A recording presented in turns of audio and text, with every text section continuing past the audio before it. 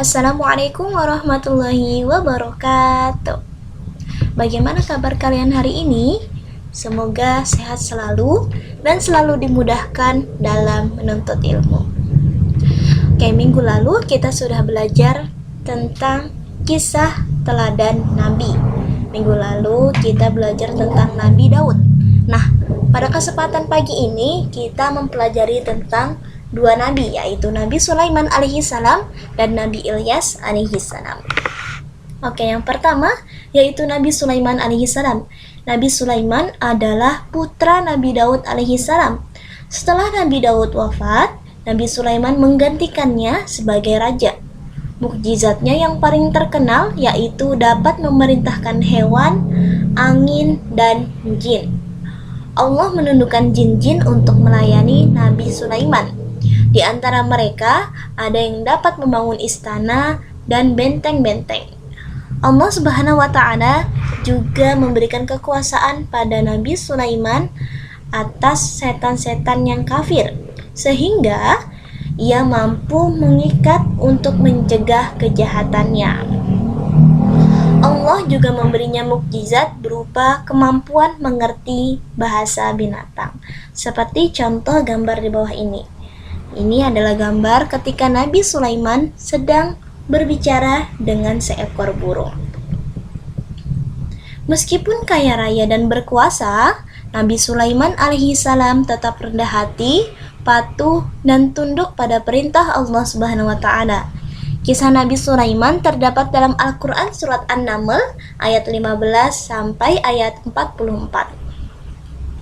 Dan doa Nabi Sulaiman selalu dikabulkan oleh Allah Subhanahu wa Ta'ala, yaitu tidak ada seorang pun yang memiliki kerajaan besar dan kaya raya seperti kerajaannya.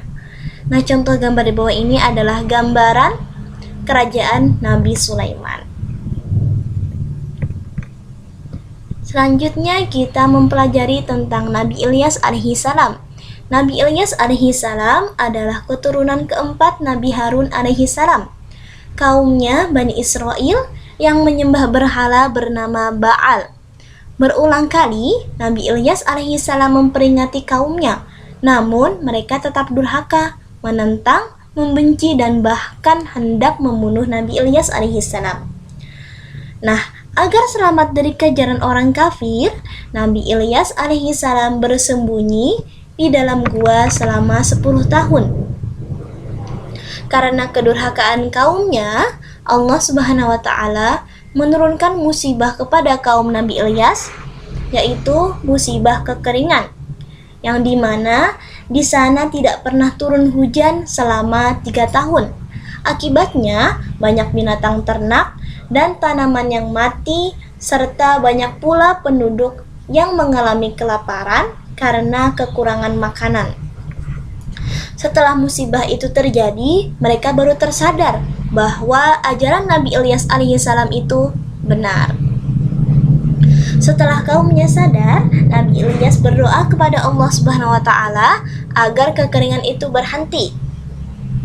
Nah, setelah itu mereka kembali durhaka kepada Allah.